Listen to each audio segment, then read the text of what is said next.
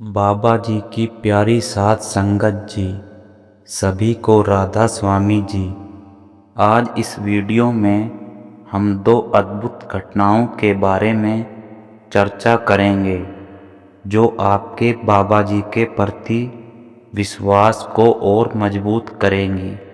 हम अक्सर देख सकते हैं कि जब हमारी मनोकामनाएं पूरी नहीं होती या मुश्किल समय आता है तो हमारा विश्वास डगमगा सकता है। पहली घटना की बात करें तो यह एक अनोखी लीला है जिसमें बाबा जी ने ऐसा चमत्कार दिखाया कि सभी लोग हैरान रह गए। पंजाब के एक मोहाली के एक छोटे से शहर में एक परिवार था जिसमें केवल एक बुजुर्ग बीवी सत्संगी थी। वह हमेशा से डेरे से जुड़ी रहती, जबकि उनके पति और बेटा बहू भगवान श्री कृष्ण के भक्त थे और अक्सर मंदिर जाकर उनकी भक्ति करते थे। बुजुर्ग बीवी इसको बात की खुशी थी कि उनका परिवार बाबा जी से भले ही ना जुड़ा हो, लेकिन किसी न किसी रूप में भगवान से जुड़े हुए हैं। सभी के भक्ति के तरीके अलग अलग होते हैं, आखिरकार सभी भक्ति तो मालिक की ही है। इस बीवी का एक छोटा पोता था जो कभी कभी अपनी दादी के साथ सत्संग घर जाता तो कभी दादा के साथ कृष्ण मंदिर। उस समय बच्चा केवल 2 साल का था। जैसे जैसे समय बीतता गया बच्चा बड़ा होने लगा। जब वह 5 साल का हुआ तो एक बार अपनी दादी के साथ सत्संग घर गया। वहाँ उसने देखा कि बहुत से लोग सेवा में लगे हैं। कोई पौधों को पानी दे रहा था तो कोई सफाई कर रहा था। बच्चे ने भी वहाँ से पानी की पाइप उठाई और पौधों को पानी देने लगा, लेकिन उसकी उम्र के कारण उसे पूरी समझ नहीं थी। बच्चा कितना पानी देना है इस बात का उसे कोई अंदाज़ा नहीं था, बस अपने तरीके से पानी देने लगा। पास खड़े एक सेवादार ने बच्चे से पाइप ले ली तो वह जिद करने लगा। जब उसकी दादी ने ये देखा तो उन्होंने बच्चे को गोद में उठा लिया। बच्चे ने दादी से भी जिद की कि उसे भी सेवा करनी है। इस जिद को पूरा करने के लिए दादी ने बच्चे को घास पर खेलने की सेवा दे दी। बच्चा बहुत छोटा था, इसलिए उसे लगा कि सत्संग घर में खेलना भी एक प्रकार की सेवा है और वह वहाँ घास में खेलने लगा। दादी ने अपनी सेवा पूरी की और फिर पोते के साथ घर लौट आई। ऐसे ही समय बीतता गया और बच्चे का रुझान मंदिर की बजाय सत्संग घर की ओर बढ़ने लगा। साध संगत जी, यहाँ एक महत्वपूर्ण बात समझना जरूरी है। अगर कोई इंसान सोचता है कि वह अपनी इच्छा से सत्संगी बन गया है तो यह सोच बिल्कुल गलत है। सतगुरु जी की मर्जी के बिना कोई सत्संगी नहीं बन सकता। सतगुरु अपनी रूहों को खुद चुनते हैं और शायद इस बच्चे को बाबा जी ने अपनी ओर ही लगाना था, जबकि इसके मम्मी पापा और दादा वे तीनों लोग घर में सत्संगी माहौल होने के बाद भी सत्संगी नहीं बन सके। बच्चा अब और बड़ा होता गया। 7 साल की उम्र में बच्चे को परमार्थ की बातें सुनना और करना अच्छा लगने लगा। इतनी सी उम्र में बच्चे की दिलचस्पी रूहानियत की तरफ देखकर हर कोई दंग रह जाता। बच्चा अब बाबा जी पर विश्वास करने लगा था। बच्चे के दादा बच्चे को कभी मंदिर भी ले जाया करते थे और बच्चा अक्सर वहाँ पंडित को भगवान की मूरत पर भोग लगाते देखा करता था। पंडित प्रसाद को मूर्त के आगे रखकर आगे से पर्दा बंद कर देता था और 2 मिनट के बाद पर्दा खोल देता और प्रसाद को भक्तों में बांट देता।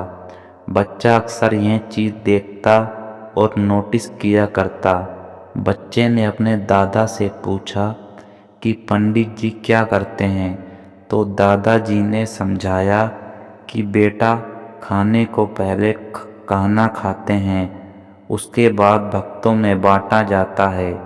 बच्चे से पूछा कि फिर कान्हा जी पर्दे के पीछे क्यों आते हैं, सामने आकर खाना क्यों नहीं खाते।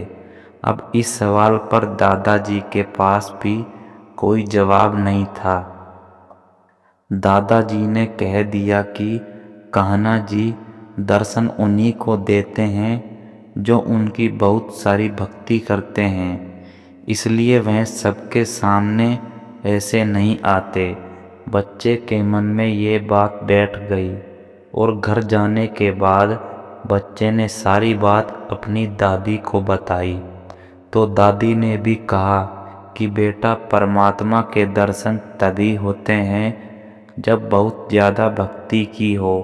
तो बच्चा कहने लगा कि क्या मेरी रोटी को बाबा जी खाने आएंगे, भले ही वह मुझे अभी दर्शन ना दें, क्योंकि मैंने अभी उनकी भक्ति नहीं की, लेकिन वह कान्हा जी की तरह मेरी थाली में से एक रोटी तो खा ही सकते हैं ना। ये सुनकर दादी मुस्कुरा पड़ी और समझाने लगी कि बेटा, बाबा जी कभी नहीं कहते कि उनकी संगत उनकी भक्ति करे। बाबा जी कहते हैं हमें तो उस एक मालिक की भक्ति करनी है जो हमारे सबके अंदर वास करते हैं। बच्चा कहने लगा कि मैं मालिक की भक्ति भी करूँगा, लेकिन पहले मैं अपनी थाली में से एक रोटी बाबा जी को खिलाऊंगा। बच्चे की दादी फिर से मुस्कुरा पड़ी और कहने लगी कि बेटा, अगर विश्वास हो तो बाबा जी को भी आना पड़ता है। अब बच्चे को तो पहले से ही बाबा जी पर बहुत विश्वास हो चुका था। तो बच्चे ने जिद पकड़ ली कि मेरी थाली की पहली रोटी बाबा जी को ही खानी पड़ेगी, उसके बाद दूसरी रोटी मैं खाऊंगा। बच्चा अक्सर घर में दादी के साथ अकेला ही रहा करता था। बच्चे के मम्मी पापा और दादा सुबह अपने काम पर चले जाया करते थे और अब अकेली दादी के आगे बच्चे ने जिद पकड़ ली कि पहली रोटी बाबा जी को ही आकर खानी पड़ेगी, भले ही वह मुझे अभी दर्शन ना दे, लेकिन बाबा जी को रोटी खाने के बाद ही मैं दूसरी रोटी खाऊंगा। बच्चे की दादी ने उस दिन दोपहर को बच्चे के लिए रोटी परोसी। तो बच्चा खिड़की के साथ दीवार पर लगी बाबा जी की फोटो के आगे थाली लेकर बैठ गया और बच्चे ने आंखें बंद कर ली और बाबा जी से विनती करने लगा कि बाबा जी, अगर आप मेरी थाली की पहली रोटी खाने नहीं आए तो मैं भूखा मर जाऊंगा, लेकिन रोटी नहीं खाऊंगा। आपको भी कान्हा जी की तरह आना ही पड़ेगा। साथ संगत जी, उस समय बच्चे की दादी रसोई में थी और इधर कमरे में बच्चे ने 2 से 3 मिनट के बाद जब आँख खोली तो उसकी खुशी का ठिकाना ही नहीं था। उसकी थाली में से एक रोटी कम हो चुकी थी। बच्चा खुशी से चिल्लाने लगा और दादी को बताने लगा कि पहली रोटी बाबा जी ने खा ली है। यह सुनकर दादी का सिर भी चकरा गया और दादी हैरत में पड़ गई। पहले दिन तो दादी ने ज़्यादा नहीं सोचा, लेकिन अब ऐसा हर रोज़ होने लगा। कमरे में बच्चा अपनी थाली को बाबा जी की फ़ोटो के आगे रखता और आंखें बंद कर लेता। उस समय बच्चा कमरे को अंदर से बंद कर लेता था, बिल्कुल वैसे ही जैसे वह मंदिर में देखकर आया था कि पंडित जी पर्दे को बंद कर देते हैं। पर्दा बंद होने पर ही कान्हा आते हैं। तो बच्चे के मन में भी यही बात बैठ गई थी कि कमरा खुला रहा और उसके सिवा कमरे में कोई दूसरा हुआ तो शायद बाबा जी रोटी नहीं खाएंगे। तो जब भी दोपहर को स्कूल से आने के बाद बच्चे की दादी बच्चे को रोटी देती तो बच्चा दादी को कमरे से बाहर कर देता और आंखें बंद करके बैठ जाता। हर रोज एक रोटी थाली में से कम हो जाती। बच्चे की दादी ने यह बात घर के बाकी लोगों को बताई तो सब कहने लगे कि हमारा बच्चा कहीं खुद रोटी खाकर ऐसा तो नहीं बोल रहा कि बाबा जी ने यहाँ आकर रोटी खाई है। बच्चे के मम्मी पापा कहने लगे, अब भला बाबा जी यहाँ कैसे आ सकते हैं। लेकिन दादी को इतना तो विश्वास था कि उसका पोता झूठ नहीं बोल सकता। दादी ने अपने पोते से पूछा कि बेटा, क्या तेरे सामने बाबा जी आकर रोटी खाते हैं? तो बच्चे ने कहा कि नहीं दादी, मेरी तो आंखें बंद होती हैं। 2 मिनट के बाद जब मैं आंखें खोलता हूँ तो एक रोटी बाबा जी खा चुके होते हैं। दादी ये सब सुनकर हैरान हुई जा रही थी और उसको चिंता भी हो रही थी कि आखिर ऐसा हो कैसे रहा है। दादी ने बच्चे के पापा से कहा कि कुछ भी करके इस राज का पता लगा कि रोटी कौन खा रहा है। बच्चे के पापा ने अगले दिन चुपके से अपने मोबाइल का कैमरा ऑन करके मोबाइल को उसी कमरे में छुपाकर रख दिया और मोबाइल में से सब कुछ रिकॉर्ड हो गया।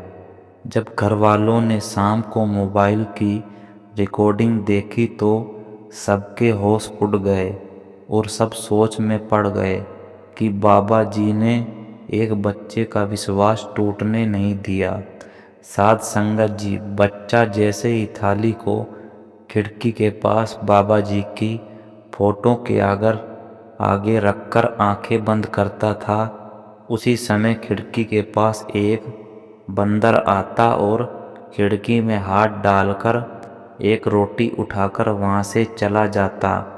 और जब बच्चा आँख खोलता तो उसको यही लगता कि एक रोटी बाबा जी ने खाई है। बच्चे के घर वालों ने बच्चे को यह बात कभी नहीं बताई कि एक बंदर रोटी लेकर जाता है, क्योंकि बच्चे की दादी को तो अब पूरा यकीन हो चुका था कि बाबा जी ने उसके पोते का विश्वास और ज़्यादा गहरा करने के लिए ही उस बंदर को उनके घर भेजा है। बंदर ठीक उसी समय ना जाने वहाँ कैसे पहुँच जाता था, जबकि उस पूरे इलाके में बहुत सालों से एक भी बंदर नहीं दिखा था। और रोटी लेने के बाद बंदर कहाँ गायब हो जाता था, यह भी किसी को पता नहीं चल सका। लेकिन बच्चे को आज भी विश्वास है कि उसकी थाली की पहली रोटी बाबा जी ही खाते हैं और बाबा जी ने भी अपने उस नन्हे से बच्चे का विश्वास कभी टूटने नहीं दिया। साध संगत जी, अब आप ही बताओ, क्या हम सब भी इस बच्चे जितना ही विश्वास बाबा जी पर करते हैं? हमारा विश्वास तो वक्त और हालात के साथ डोलने लगता है। साध संगत जी, अभी इस वीडियो में बने रहे। अब मैं आपको विश्वास की एक और घटना के बारे में बताने जा रहा हूँ। जी, जब बाबा जी एक छोटे से हलवाई से लाख रुपए की मिठाई खरीदी। साध संगत जी, ये हलवाई तो एक सत्संगी था, लेकिन इसकी पत्नी अक्सर बाबा जी के बारे में भला बुरा बोलती थी, क्योंकि उसको बाबा जी पर जरा भी विश्वास नहीं था। उस हलवाई की एक छोटी सी मिठाई की दुकान हुआ करती थी, जिससे कि इनके परिवार का ठीक ठाक गुजारा हो जाता था। इस हलवाई की एक बेटी और बेटा थे।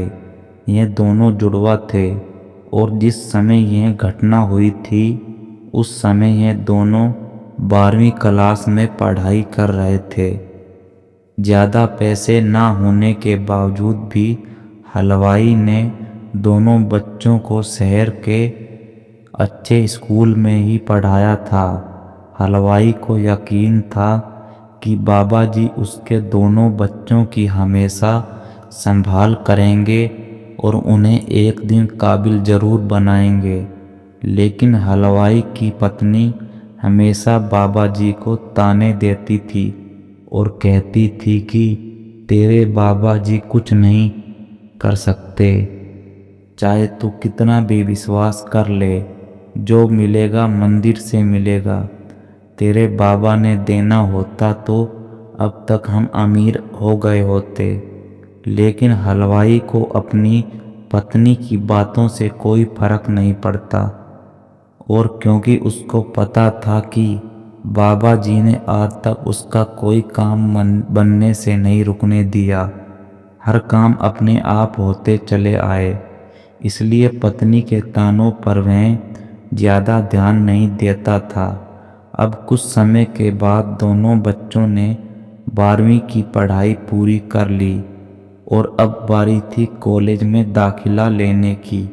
बहुत सारे कॉलेज में एडमिशन के लिए उन्होंने धक्के खाए, लेकिन बहुत ज़्यादा फीस होने के कारण ये लोग पीछे हट जाते। हलवाई ने सोचा कि चाहे कुछ भी हो जाए, मैं अपने बच्चों को अच्छे कॉलेज में ही पढ़ाऊंगा। जब हलवाई की पत्नी को ये बात पता लगी कि पैसे की वजह से एडमिशन नहीं हो पा रहा, तो पत्नी और ज़्यादा ताने मारने लगी और कहने लगी कि आपने भी तो डेरे में कितनी सेवा डाली है, अब ज़रूरत आपकी है तो आप क्यों नहीं मांग लेते। अपने बाबा से 2 महीने के बाद दिवाली का त्यौहार था और हलवाई को यकीन था कि दिवाली पर बहुत सारी मिठाइयाँ बिक जाएंगी और उस पैसे से मैं अपने बच्चों की फीस भर दूंगा। एक अच्छे कॉलेज में थोड़े से पैसे भरकर हलवाई ने दोनों बच्चों की सीट होल्ड करवा दी और कॉलेज वालों से दिवाली के अगले दिन बाकी की फीस भरने की परमिशन ले ली। कॉलेज वालों ने लिखित में लिया कि अगर दिवाली से अगले दिन फीस जमा नहीं हुई तो हम आपके दोनों बच्चों के एडमिशन कैंसिल कर देंगे। हलवाई को यकीन था कि दिवाली पर बहुत मिठाई बिकेंगी और वह आसानी से फीस भर देगा। अब दिवाली आने में 1 महीना बचा था। हलवाई ने दिन रात एक करना शुरू कर दिया और बहुत सारी मिठाई बनानी शुरू कर दी, जिससे कि दिवाली के दिनों में कोई दिक्कत ना हो सके। अब दिवाली को सिर्फ 3 दिन बचे थे और हलवाई के बच्चों की किस्मत इसी दिवाली पर लिखी जानी थी। लेकिन हलवाई को पूरा यकीन था कि उसके पास दिवाली वाली रात तक पैसे इकट्ठे हो जाएंगे, लेकिन इसका उल्टा हो गया। उन्हीं दिनों में हलवाई के शहर में कुछ बड़ी मिठाइयों की दुकानों पर फूड इंस्पेक्शन की टीम ने छापे मारे और बड़ी मात्रा में नकली चीज़ों से बनी मिठाइयाँ मिलने से शहर में सनसनी फैल गई और जिन दुकानों में ये नकली मिठाई मिली थी उनको तो सील कर दिया गया। लेकिन शहर वालों के मन में डर बैठ गया और उस दिवाली पर पिछले सालों की दिवाली की तुलना में 10% मिठाई भी ना बिकी। हलवाई अब बड़ा ही परेशान हो गया, क्योंकि इतना सारा माल अगर ना बिका तो सब खराब हो जाएगा और ये नुकसान तो होगा ही, उधर कॉलेज वाले एडमिशन को भी कैंसिल कर देंगे। हलवाई ने बड़ी कोशिश की कि मिठाई के रेट भी कम कर दिए, लेकिन कुछ खास फायदा ना हो सका। अब दिवाली वाला दिन भी आ गया। हलवाई को अब भी यकीन था कि आज दिवाली है और उसकी सारी मिठाइयाँ आज बिक जाएंगी। हलवाई ने अपनी बेटी को और बेटा को भी उस दुकान पर बुला लिया, जिससे कि काम में आसानी हो जाए। लेकिन दोपहर बाद तक सिर्फ 3000 की मिठाइयाँ ही बिकी, जिससे हलवाई मायूस हो गया और हलवाई दिवाली वाली शाम को दुकान पर बाबा जी की फोटो के आगे हाथ जोड़कर बैठ गया और विनती करने लगा कि बाबा जी, अब मेरी लाज आपके हाथों में है। एक तरफ कॉलेज वाले एडमिशन कैंसिल करेंगे और इधर मेरी पत्नी मुझे ताने देकर मार देगी। यह कहकर हलवाई दुकान को कुछ देर के लिए बच्चों के हवाले छोड़कर दुकान से निकल आया। क्योंकि हलवाई बड़ा ही परेशान था, तो उसने सोचा कि थोड़ा बाजार देखकर आता हूँ। इधर बेटा और बेटी दुकान पर बैठे थे कि तभी एक कार में एक अमीर सा दिखने वाला आदमी आया और कहने लगा कि इस शहर की मिठाई की सभी बड़ी दुकानें बंद पड़ी हैं और मुझे मेरी फैक्ट्री के कर्मचारियों के लिए बहुत सारी मिठाइयाँ खरीदनी हैं। मुझे 800 डिब्बे मिठाइयों के चाहिए। यह सुनकर हलवाई के बेटा और बेटी खुश होकर वह कहने लगे कि जी, हमारे पास मिठाई तैयार है। तो वह आदमी कहने लगा कि ठीक है, तुम 800 डिब्बे पैक करो, तब तक मैं अपना एक काम निपटा कर आता हूँ। मैं ना आया तो मैं अपने नौकरों को भेज दूंगा। यह कहकर उस अमीर आदमी ने 300 डिब्बे के हिसाब से 40 हलवाई के बच्चों के हाथ में थमा दिए और वहाँ से चला गया। बच्चों ने उस समय मिठाई पैक करनी शुरू कर दी। कुछ ही देर के बाद हलवाई आ गया। वह देखकर हैरान रह गया कि उसके दोनों बच्चे जल्दी जल्दी मिठाई पैक कर रहे थे। हलवाई ने पूछा तो बच्चों ने सारी बात बता दी। हलवाई यह सुनकर बाबा जी का शुक्र करने लगा और हलवाई भी मिठाई पैक करने लगा। जब 800 डिब्बे पैक हो गए तो उसके कुछ देर बाद वही आदमी वापस आया और उसने अपने नौकर से कहा कि इनमें से 799 डिब्बे कार में रख दो। और उसके साथ 2 नौकर थे और उन दोनों ने 799 डिब्बे कार में रख दिए और उस आदमी ने आखिरी का डिब्बा हलवाई के हाथों में देते हुए कहा कि यह आपके परिवार के लिए मेरी तरफ से है। यह देखकर हलवाई हैरान रह गया और पूछने लगा कि जी, लेकिन आप हमें क्यों दे रहे हो? तो उस आदमी ने एकदम से कहा कि आपके बच्चों का कल एडमिशन हो जाएगा, इसलिए आप सबका मुंह मीठा करना तो बनता है।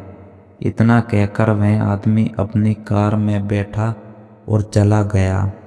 उस समय तो हलवाई को कुछ समझ ना आया, लेकिन उस आदमी के जाते ही हलवाई सोच में पड़ गया कि इस अजनबी को मेरे बच्चों के एडमिशन के बारे में कैसे पता चला। उसने अपने दोनों बच्चों से इस बारे में पूछा। हलवाई को लगा शायद उन्होंने ही बताया होगा, लेकिन बच्चों ने कहा कि हमने उन्हें ऐसी कोई बात नहीं बताई। बच्चों की बात सुनकर हलवाई के होश उड़ गए, क्योंकि अब वह समझ चुका था कि वह अमीर आदमी यहाँ किस लिए आया था और उसको किसने भेजा था। वह बाबा जी का कोई सेवादार था, उसको बाबा जी ने ही भेजा था। साध संगत जी, हलवाई के विश्वास को बाबा जी टूटने कैसे दे सकते थे। हलवाई को पूरा यकीन था कि दिवाली की रात तक उसके पास पैसे आ जाएंगे। उसको पता था कि बाबा जी अपने आप कोई ना कोई खेल रचेंगे, और बाबा जी ने खेल रच भी दिया। साध संगत जी, इसलिए सब कहते हैं कि विश्वास कर तो देखो। जब हम विश्वास के साथ सब कुछ उसके ऊपर छोड़ देते हैं तो फिर वह हमें बीच मजार में फंसने नहीं देता। संगत जी, आशा है कि ये दोनों घटनाएं आपके लिए प्रेरणा का स्रोत बनेंगी। कृपया कमेंट में राधा स्वामी लिखना ना भूलें, और संगत जी इस चैनल को सब्सक्राइब जरूर करें। बाबा जी की प्यारी साथ संगत जी, राधा स्वामी।